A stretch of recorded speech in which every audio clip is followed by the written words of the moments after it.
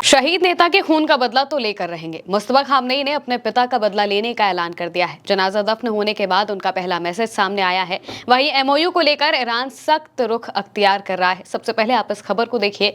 अल जजीरा के हवाले से लिखा है, ईरान के सर्वोच्च नेता अयतुल्ला मुस्तफा खामनेई का कहना है कि वो अपने मारे गए पिता और पूर्ववर्ती नेता अयतुल्ला अली खामनेई की मौत का बदला लेना देश की मांग और ऐसा जरूर होना चाहिए।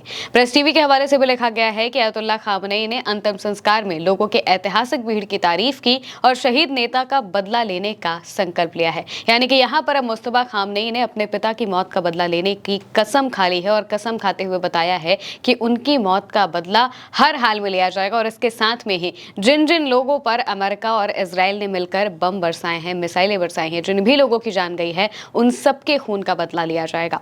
खबर में बताया गया है कि इस्लामिक क्रांति के शहीद नेता के अंतिम संस्कार के बाद जारी एक संदेश में सुप्रीम लीडर मुस्तफा खामनेई ने ईरान और इराक में लोगों की भारी भागीदारी की तारीफ की और इसे समर्थन का एक असाधारण प्रदर्शन बताया।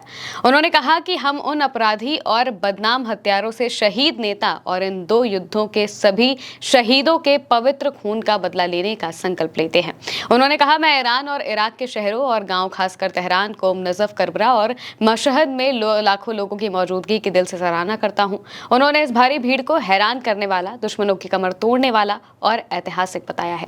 यहाँ पर मुस्तफा खामनेई ने अपना पहला बयान दिया है। मुस्तफा खामनेई को इस जनाजे से दूर रखा गया था क्योंकि उन पर खतरा था। इजराइल पूरी प्लानिंग कर रहा था कि किसी भी तरीके से मुस्तफा खामनेई पर हमला किया जाए और इसलिए 6 दिन के जनाजे में मुस्तफा खामनेई नहीं पहुंचते हैं, बल्कि अली खामनेई के जो बाकी के 3 बेटे हैं वो दिखाई देते हैं। और इसके अलावा पूरा का पूरा ईरान सड़कों पर उतर गया था। इसके अलावा जब इराक में खामनेई का जनाजा पहुंचता है तो वहां भी करोड़ों लोग सड़कों पर आ गए थे और हर कोई अपने रहबर को विदाई देने के लिए पहुंच रहा था।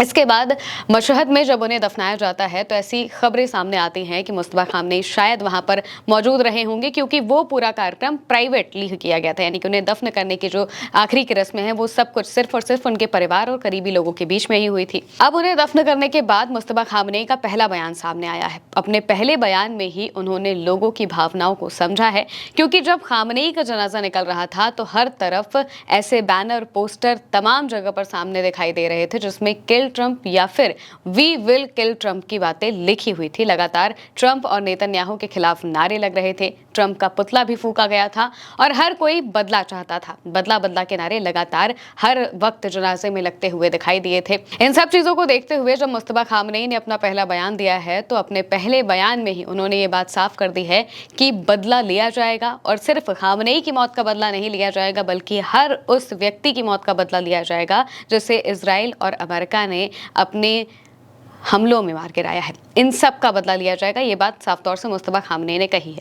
वहीं दूसरी तरफ एमओयू को लेकर जो चीजें चल रही हैं, इसको लेकर अब्बास अरागची जो कि ईरान के विदेश मंत्री हैं, उन्होंने पोस्ट किया। वो इस वक्त ओमान में स्पेशल मीटिंग कर रहे हैं। जैसे ही खामनेई का जनाजा खत्म होता है तो ईरान के जो नेता हैं वो अपनी स्ट्रैटेजी पर लग जाते हैं। अलग अलग नेता अलग अलग तरीके से काम कर रहे हैं और अब्बास अरागची इसीलिए ओमान सीधे पहुंच जाते हैं, क्योंकि अब जो लड़ाई है वो स्ट्रेट ऑफ होर्मुज पर आकर टिकी है और ओमान को अपनी तरफ करना बहुत ज्यादा जरूरी है। तो अब्बास अरागची सीधे ओमान पहुंचते हैं, वहां पर बातचीत करते हैं, तस्वीरें सामने आती हैं और इसके साथ में अब्बास अरागची एक पोस्ट भी करते हैं।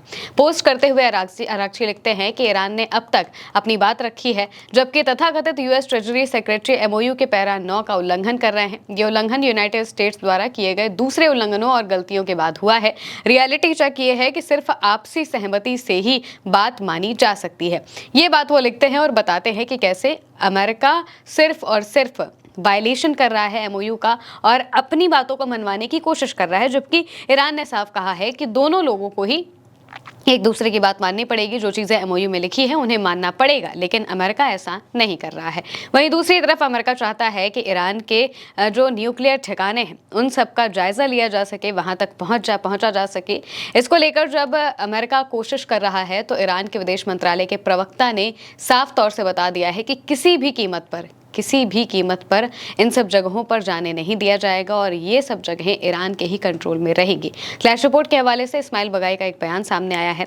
ईरान के विदेश मंत्रालय के प्रवक्ता इस्माइल बगाई कहते हैं कि ईरान अमेरिका और इजरायल के हमलों से क्षतिग्रस्त हुई सुविधाओं के निरीक्षण की अनुमति नहीं देगा और यूएन सिक्योरिटी काउंसिल के प्रस्ताव 2231 ने असल में अपनी कानूनी वैधता खो दी है। ईरान न्यूक्लियर डील का जो प्रस्ताव था ओबामा के टाइम पर जिसे साइन करवाया गया था वो 2025 में खत्म हो चुका है। इसके बाद अब यूएनएससी में बातचीत चल रही है कि ईरान के जो न्यूक्लियर ठिकाने हैं इनका जायजा लिया जा सके और ईरान पर नए सैंक्शंस या फिर तमाम चीजें करने की जो कोशिश है वो जारी है। लेकिन यहाँ पर ईरान ने साफ कहा है कि भाई वो डील खत्म हो चुकी है और हम अपने किसी भी ठिकाने तक आपको जाने नहीं देंगे। जिस भी जगहों पर अमेरिका ने हमला किया है वहां पर सिर्फ और सिर्फ हमारी पहुंच रहेगी, हम कहीं पर नहीं जाने देंगे। यानी कि हर तरफ से ईरान ने अमेरिका और इजराइल को फंसा दिया है और ये बात साफ कर दी है कि बदला तो हर हाल में लिया जाएगा। अब मुस्तफा खामनेई ने जब सामने आकर इस बात को कहा है और पहले ही मैसेज में ये बात कही है कि बदला लिया जाएगा, तो इसका मतलब यही है कि ईरान अब बड़े लेवल पर तैयारियां कर रहा है। फिलहाल के लिए मेरे अनिक महिमा के साथ इस खबर में इतना ही। आप देखते रहिए उल्टा चश्मा न्यूज़।